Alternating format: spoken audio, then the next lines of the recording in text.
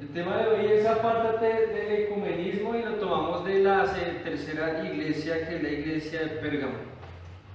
Ya hemos hablado del mensaje a Éfeso, el mensaje a Esmirna, ahora el mensaje a Pérgamo. Y recordemos por qué fue escrito estos mensajes: para la edificación de la iglesia. Juan a las 7 iglesias que están en Asia, escrito a las 7 iglesias que están en Asia: gracia y paz a vosotros, de parte del que es y que era y que ha de venir, de los 7 espíritus que están delante de su trono, y de Jesucristo el testigo fiel, el primogénito de los muertos y el soberano de los reyes de la tierra, al que nos ama, nos ha lavado de nuestros pecados con su sangre, y nos hizo reyes y sacerdotes para Dios su Padre.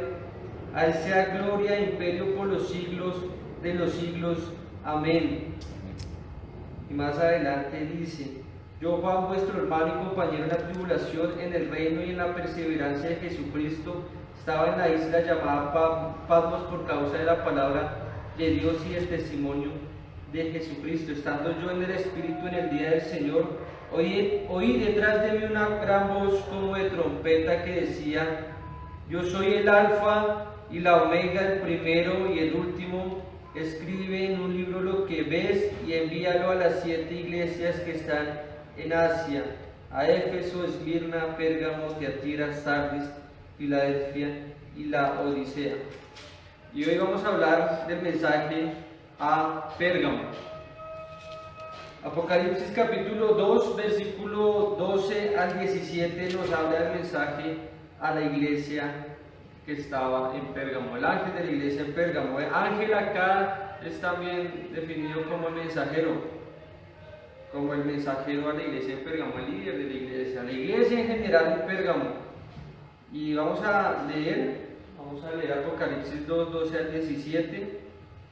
Escribe al ángel de la iglesia en Pérgamo, el que tiene la espada aguda de 2 filos, dice esto: yo conozco tus obras y dónde habitas, donde está el trono de Satanás, pero retienes mi nombre y no has negado mi fe, ni aun en los días en que Antipas, mi testigo fiel, fue muerto entre vosotros, donde habita Satanás.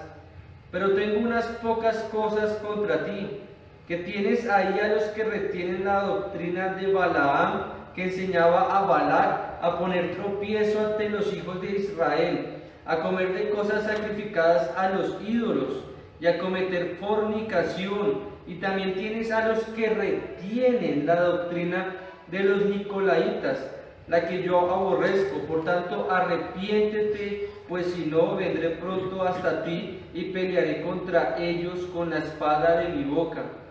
El que tiene oído, oiga lo que el Espíritu dice a las iglesias. Al vencedor le daré de comer del maná escondido, y le daré una piedrecita blanca, y en la piedrecita un nombre nuevo escrito, el cual nadie conoce sino el que lo recibe. Oremos. Amado Señor, te damos gracias por este día que nos has dado, Señor. No somos dignos de recibir tu gracia, Señor, pero tú has sido bueno para con nosotros y tu piedad nos ha alcanzado, Señor. Gracias por tu amor, por tu fidelidad, Señor, a un medio del mundo, Señor, lleno de caos y violencia, un mundo indiferente, ignorante a tu palabra, Señor. Gracias, Señor, porque has sido bueno para con nosotros. Te pedimos, Señor, que este mensaje, Señor, a la iglesia de Pérgamo, Señor, sea un mensaje que llegue, Señor, a muchos corazones, Señor. Amén. Que realmente el ser humano, Señor, que no se ha arrepentido, se arrepiente y te conozca, Señor. Que las personas se arrepientan de sus males y vuelvan a ti, Señor. Crean en ti, Jesucristo. Porque solo en ti hay salvación. La salvación no está en el hombre, no está en un estado, en un gobierno. La salvación no está en nosotros mismos, sino solamente en ti, Señor. Y solamente en tu palabra hay vida eterna. En tu palabra podemos ser sabios. El principio de la sabiduría es el temor a ti. Infúndenos temor cada día más en nuestras vidas, para andar conforme a tu voluntad, en amor, gozo, paz, paciencia, benignidad, bondad, fe, mansedumbre, templanza. Guíanos, Señor, y habla a través mío tu palabra. Te lo ruego, Señor, te lo imploro. En el nombre de Cristo Jesús. Amén. Amén. Bueno, primero vamos a ver sobre Pérgamo.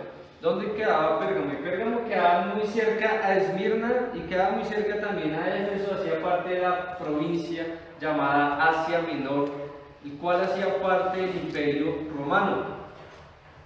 Y vemos que Pérgamo acá vemos una foto, claro, no se ve muy bien, pero Pérgamo era una acrópolis. ¿Y qué es una acrópolis? Una ciudad alta, bastante alta, donde se distinguía por ser fortificada. Es decir, había gran defensa del Imperio Romano allí. Era como un segundo Atenas, decían algunos, porque allí había un gran templo que era el templo de Zeus. Le llamaban el templo de Zeus, pero no solamente estaba el templo de Zeus, había templos de otras llamadas divinidades en esa época, dioses que adoraban los de Pérgamo, no solamente los de Pérgamo, sino muchos del imperio iban allá a adorar esas divinidades, esos dioses, esos falsos dioses. Y Pérgamo viene también de esa palabra pergamino, porque allí se desarrolló con bastante vehemencia el pergamino. El pergamino sabemos que fue bastante importante en el desarrollo de la civilización romana, porque ahí se escribieron muchos ensayos de varios filósofos reconocidos. Tenía una de las bibliotecas más grandes, la segunda, después de Alejandría, con más de 2.000 volúmenes, de 200.000 volúmenes, 200.000 rollos. Y tenía uno de los centros de salud más grandes, llamado o dedicado a Esculapio, otro dios llamado dios de la medicina. Ahí podemos ver una ciudad llena de paganismo, llena de idolatría. Fue entregada en el 133 a.C. al Imperio Romano. Antes hacía parte de Grecia, de uno de los oficiales llamado comandante Alejandro Magno, uno de los más reconocidos en la historia por invadir muchas naciones. Cuando fue entregado al Imperio Romano, realmente el Imperio Romano no cambió muchas de las creencias griegas. En vez de Zeus adoraban a Júpiter, pero seguía siendo el mismo. Pero antes de Júpiter y de Zeus, sabemos que había uno que se llamaba Baal, que es el mismo Zeus y el mismo Júpiter, a quien adoraban los cananeos. No es algo muy nuevo que digamos, lo de Zeus, lo de Baal. Realmente sabemos a quién se refiere, y es el mismo Satanás. Satanás, Baal, Belcebú, Satanás, Zeus, diferentes nombres. En Isaías 14, 12 al 14 nos enseña un poco más sobre este demonio, llamado el príncipe de los demonios. A Zeus lo llaman como el príncipe o el rey de los dioses. Realmente es el rey o el príncipe de los demonios. Isaías 14, 12 al 14 nos habla sobre cómo cayó este lucero de la mañana, hijo de la mañana, que se regocijaba delante del Señor, pero empezó a robarle la gloria a él, hasta que buscó y quiso ser como Dios. Y la Biblia nos enseña todo el desastre que ha buscado hacer a la humanidad, porque él solamente vino a matar, a robar y a destruir. Vamos a ir a Números, capítulo 25, versículos del 1 al 3.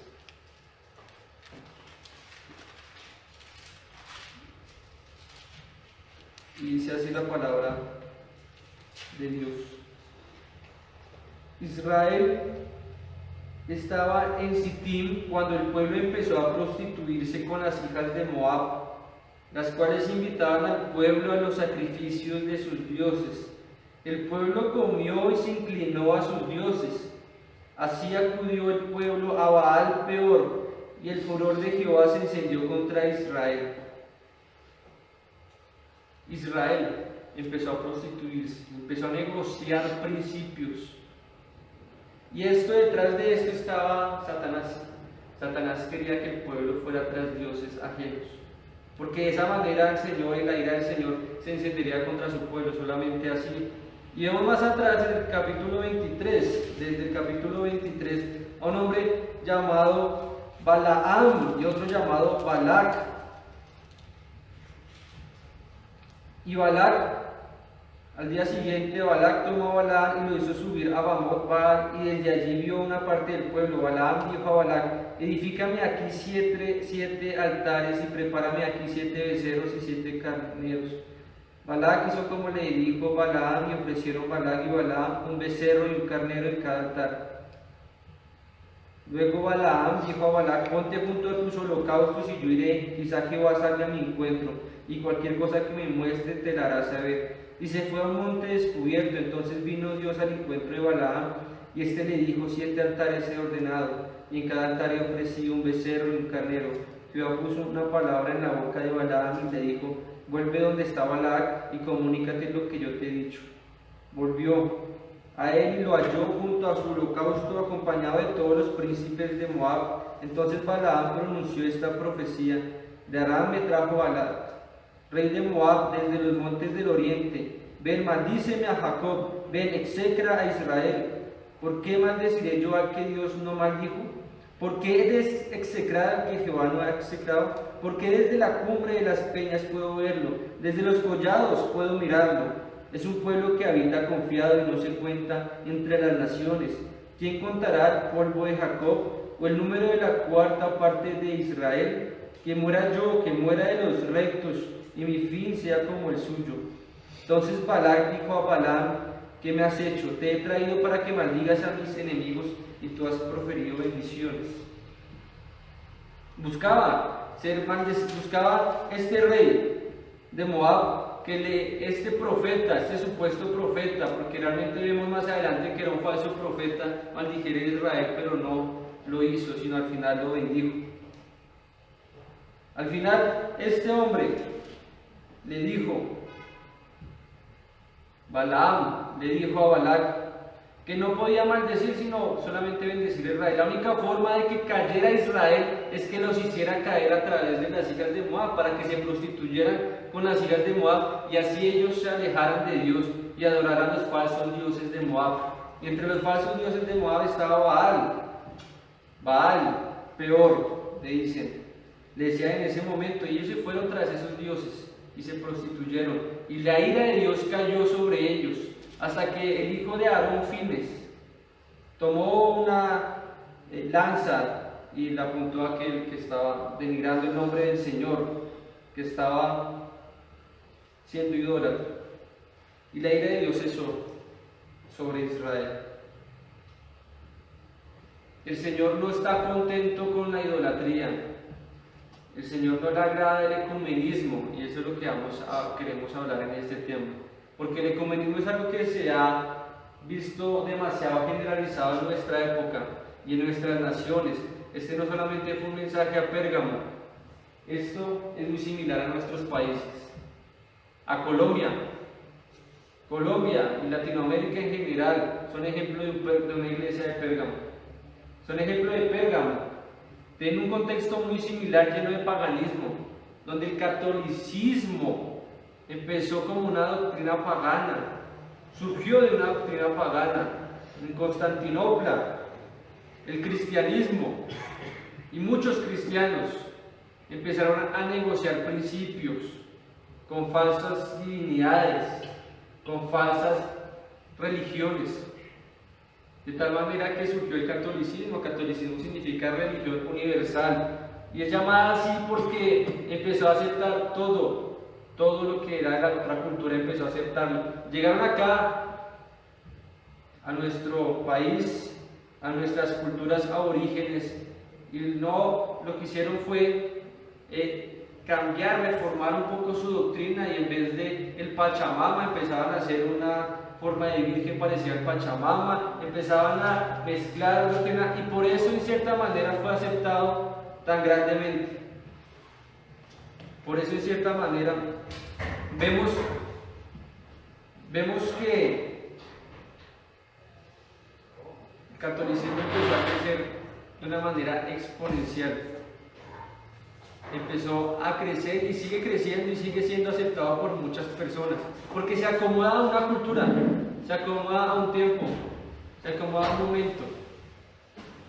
Pero no solamente el catolicismo, estamos viendo un cristianismo ecuménico, un cristianismo que está empezando a unirse a otras religiones.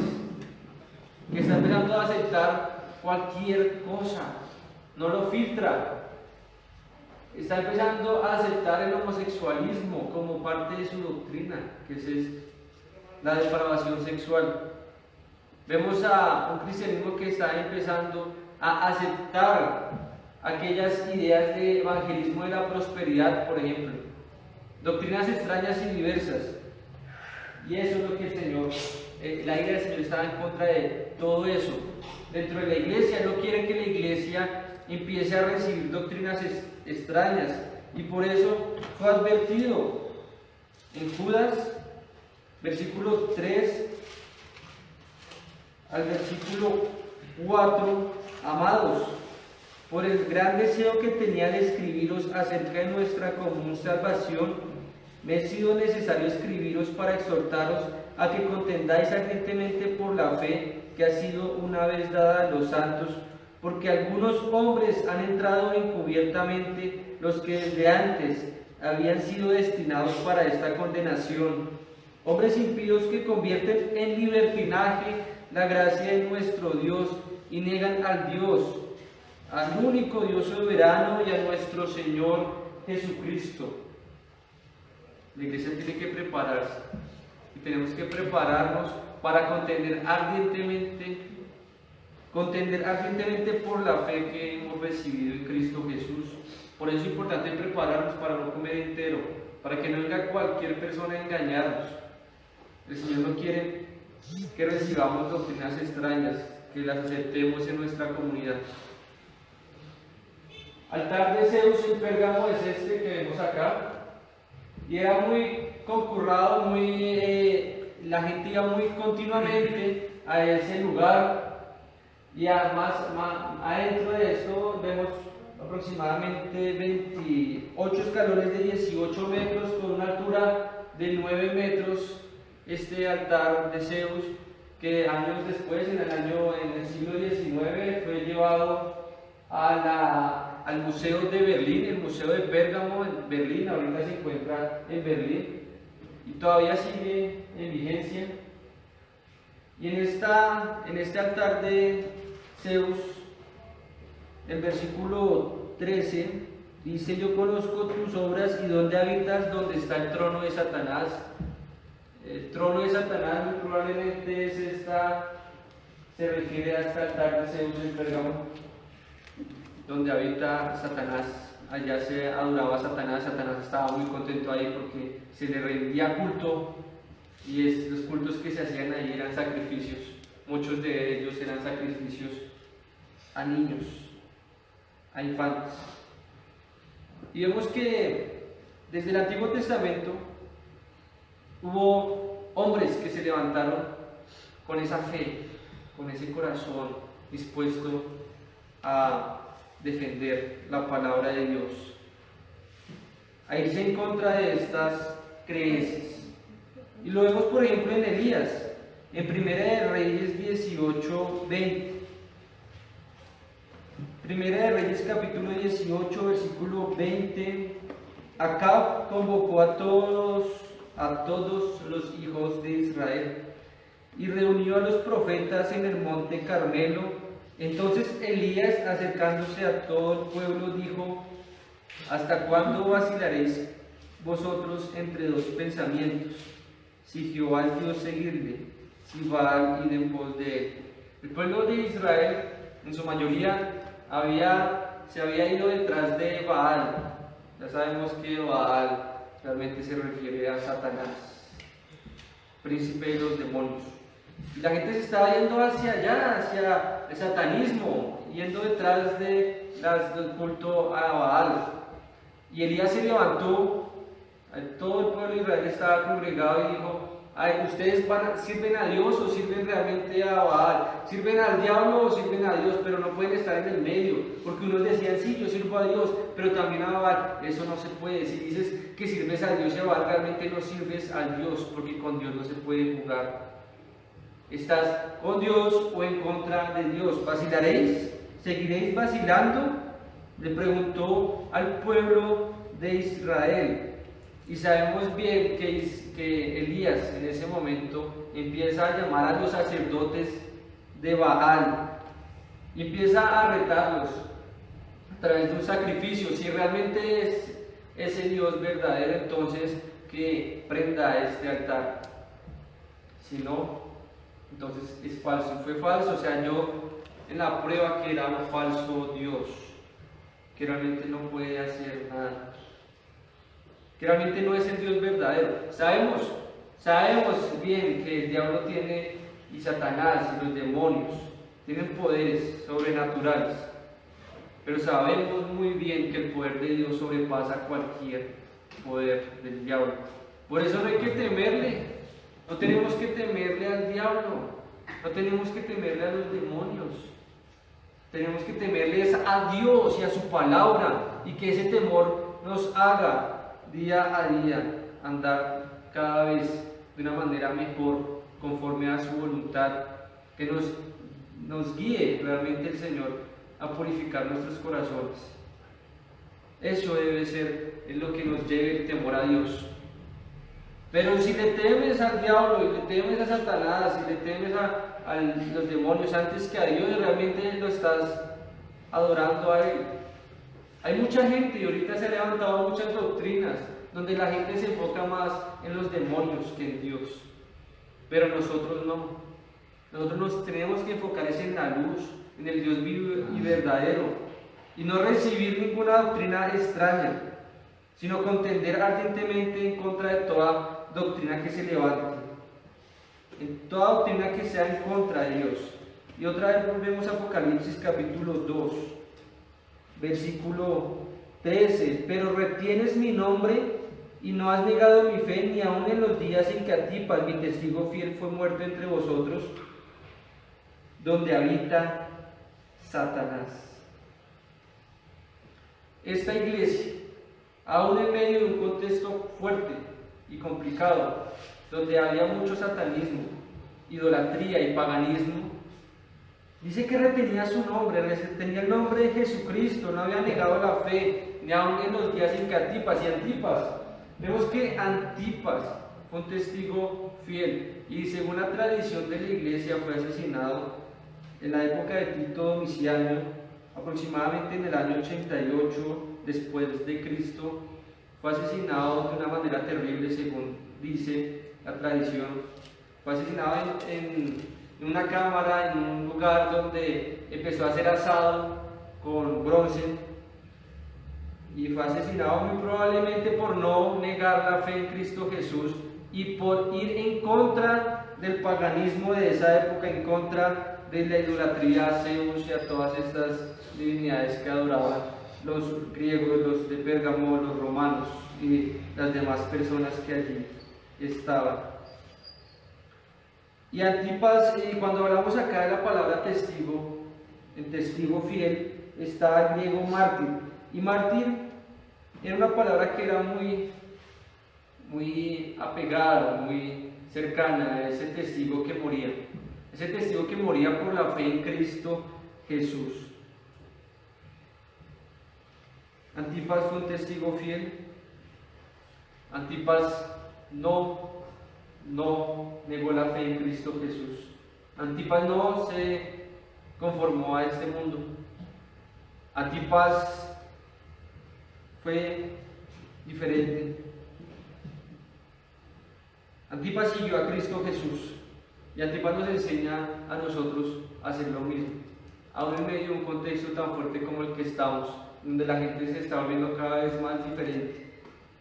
El Señor se agrada de aquellos que con corazón limpio lo alaban y lo glorifican. No importa si somos solo uno, acá solamente hablan de Antipas, no hablan de muchos. Hablan de Antipas en esta iglesia. Un hombre que no negó su fe, un hombre que siguió valiente a Cristo Jesús. Y eso debe enseñarnos a nosotros también a seguir firmes, a seguir adelante en el camino que el Señor ha preparado para nosotros. Sigue más adelante. Pero tengo unas pocas cosas contra ti, que tienes ahí a los que retienen la doctrina de Balaam, que enseñaba a Balac a poner tropiezo ante los hijos de Israel, a comer de cosas sacrificadas a los ídolos y a cometer fornicación. Otra vez, ¿cuál era la doctrina de Balaam, que enseñaba Balaam, acordémonos, el falso profeta, que lo que hizo fue decirle a Balac, el rey de Moab: yo no puedo maldecir en Israel, no puedo, decía este falso profeta, pero te voy a dar una idea, le dijo al rey: ve y lleva a las hijas de Moab para que forniquen los hijos de Israel con ellas, y así ese pueblo se va en contra de Dios, y la ira de Dios va a estar en contra de Israel. Y así pasó. Y actualmente está pasando eso en la iglesia. Muchos hombres y falsos profetas, falsos maestros se han levantado para que la iglesia vaya en contra de la palabra del Señor. Y de esta manera la ira de Dios vaya en contra de muchas personas. Y la iglesia se vaya a otro lugar, otra doctrina. Y por eso conocemos tantas sectas actualmente. Porque se han ido tras la fornicación, la perversión sexual, tras yugo desigual, negociando principios, negociando una palabra, prefiriendo la comodidad, prefiriendo al sistema antes que al Dios Todopoderoso. Pero no debe ser así con nosotros. Y si es así con nosotros, si es así, si hay alguna iglesia, si hay alguna persona que realmente se ha dejado llevar por este tropiezo, el Señor invita a arrepentirse a la iglesia. Pero no solamente pasaba esto con la iglesia de Pérgamo, sino en el versículo 15 dice: y también tienes a los que retienen la doctrina de los nicolaitas, la que yo aborrezco. No sabemos bien cuál era la doctrina de nicolaitas, pero sabemos que era una doctrina que el Señor aborrecía. Dicen que nicolaitas se refería a esos paganos escépticos, porque nicolaitas viene de esa palabra laico, y ese laico dirigido más que todo a ese paganismo laico, donde realmente se buscaba estar en contra de Dios a través de filosofías griegas que estaban empezando a crecer bastante en el imperio romano, greco-romano. En esta época vemos bastantes doctrinas, tantas que no podríamos nombrarlas todas en un solo día. Personas que se hacen llamar cristianas y que realmente no creen en Dios. Estamos en estos momentos donde todo el mundo piensa que realmente cree en Cristo Jesús. El 95% más o menos, dicen las estadísticas de colombianos, dice que creen en Dios, pero no creen en la palabra de Dios. Estamos en momentos donde la gente está viendo indiferente y realmente le da igual todo, ya no saben qué creer. Hay mucha confusión, todas estas doctrinas traen solo confusión, pero la iglesia no puede aceptar ninguna de esas doctrinas extrañas, indiferentes, escépticas, doctrinas que realmente van en contra del Señor, sino tiene que rechazarlas e irse en la palabra. Por eso vemos tan importante lo que dice el Señor cuando habla en el versículo 12. El que tiene la espada aguda de dos filos, dice esto, la característica de Jesús, el que tiene la espada de dos filos, dice esto. Y lo dice a esta iglesia en particular para que recuerde quién es Jesucristo. Jesucristo es el dueño, es el autor. Jesucristo es el que tiene la espada. Y la espada de dos filos se refiere a la palabra de Dios. Hebreos capítulo 4, versículo 2. Espada, que la palabra de Dios es viva y eficaz, más cortante que espada de doble filo. Eso es lo que tienen que recordar las iglesias que son como Pérgamo, que la palabra de Dios es lo más importante, que no hay nada que se pueda igualar a la palabra de Dios. No es ni la voz de alguien que se llame profeta de Dios, ni la voz de alguien que se llame maestro o siervo de Dios. Si esta voz no está conforme a la palabra de Dios, si esta persona no está conforme a la voluntad de Dios escrita en la Biblia, no tenemos que escucharlos. No hay por qué escucharlos, aunque se vean y tengan apariencia de piedad. Tenemos que tener cuidado contra tales personas porque son emisarios de Satanás que buscan la destrucción de la iglesia, que buscan que la iglesia no crezca, no se fortalezca en el Señor. Por tanto, si estás cayendo en esa confusión, en esa aceptación a doctrinas extrañas, dice la palabra de Dios, por tanto arrepiéntete. Pues si no, vendré pronto hasta ti y pelearé contra ellos con la espada de mi boca. El Señor protege a sus hijos y cuida a sus hijos, y realmente la salvación de sus hijos está segura. Pero si la iglesia está recibiendo esas doctrinas extrañas, esas personas que vienen con doctrinas extrañas, esas personas no las confronta con la palabra de Dios, esas personas, pelearé contra ellos con la espada de mi boca. El Señor peleará contra aquellas personas que retuvieron la doctrina de Nicolaitas, doctrina perversa como la que enseñó también Balaam. Cuando el Señor pelea contra ellos, ¿realmente habrá escapatoria para ellos?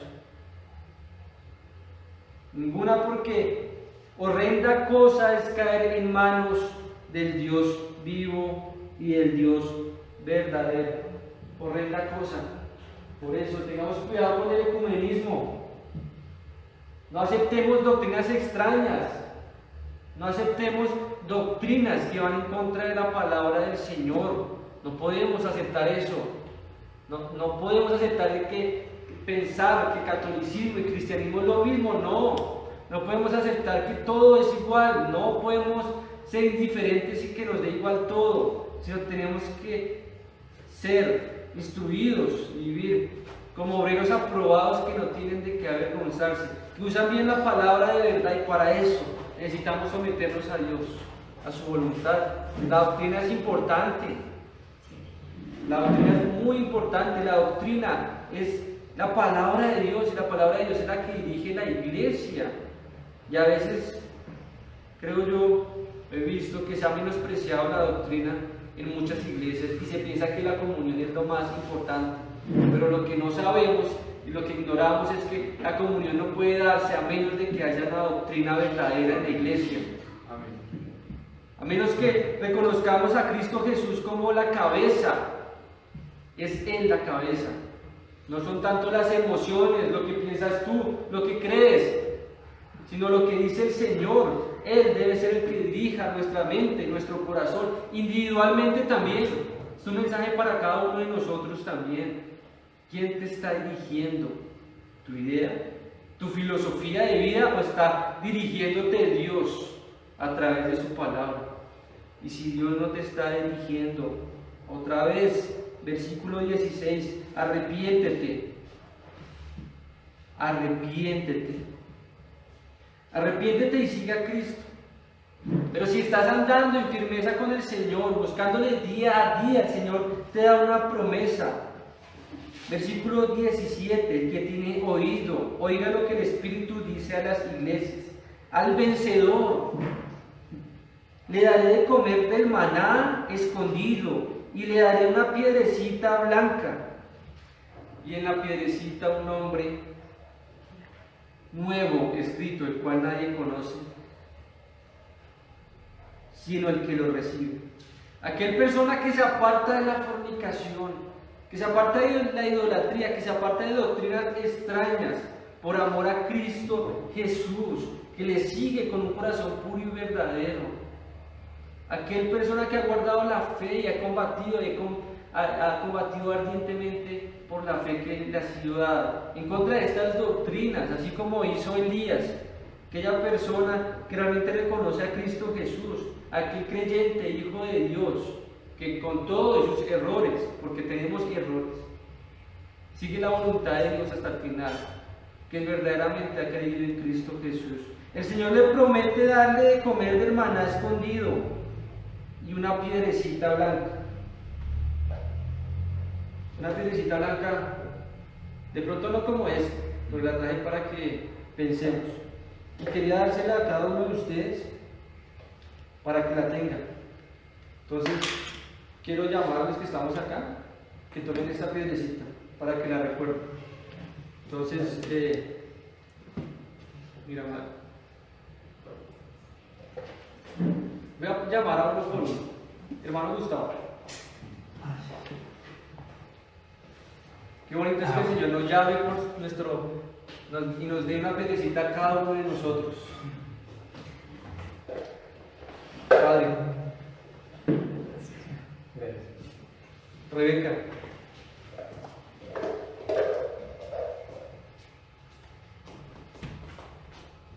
Scarlett.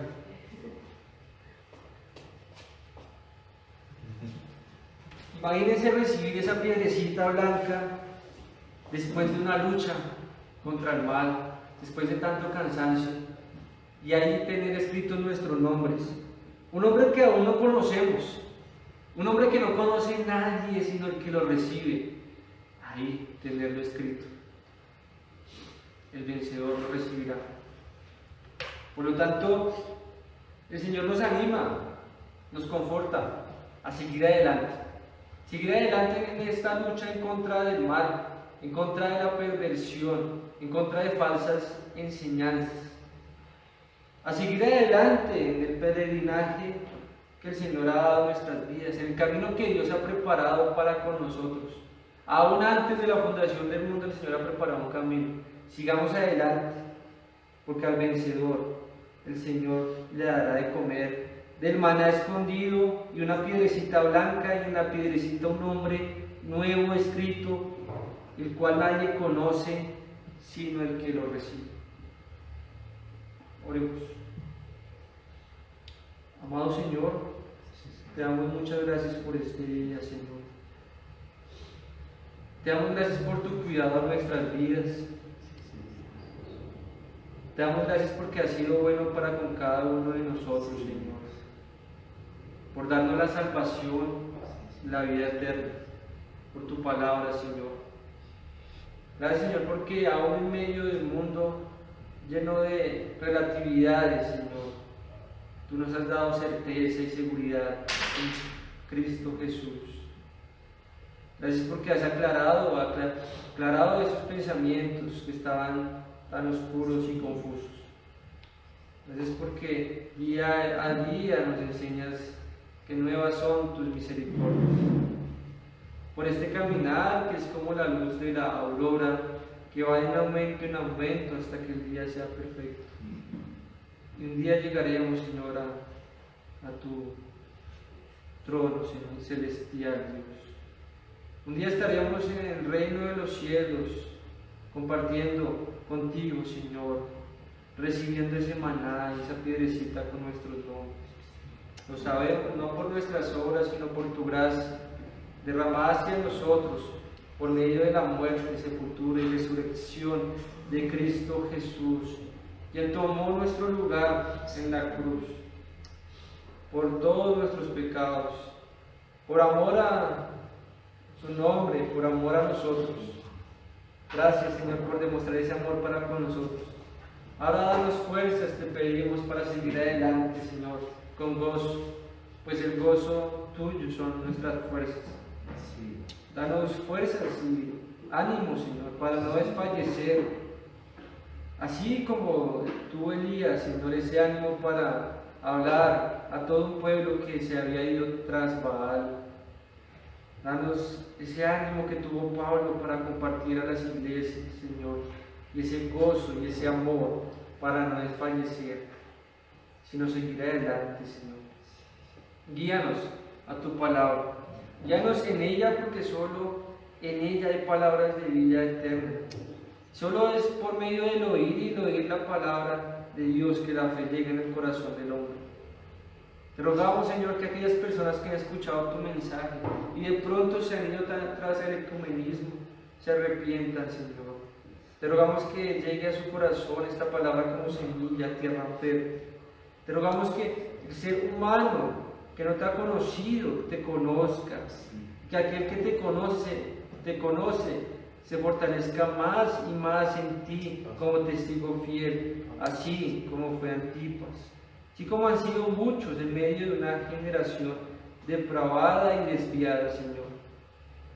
Guíanos, Señor, te lo pedimos, te lo rogamos en este día, a nuestras familias, en nuestro país, Señor, que se ha dejado llevar por años tras el paganismo y el catolicismo y de nuevas sectas que han surgido. Te rogamos por nuestro país para que se arrepienta, Señor, de su maldad. Te rogamos por aquellas personas, Señor, que están en confusión, para que la luz de tu palabra les dé realmente claridad. Te lo rogamos, Dios. Aquellos que están muertos, que vivan. Aquellos que están muertos espiritualmente, Señor. Que vivan y te reconozcan y se humillen ante ti, el único Dios soberano, viviendo para ti y por ti, porque alejados de ti nada podemos hacer. Alejados de ti, Señor, nuestra vida pierde total sentido.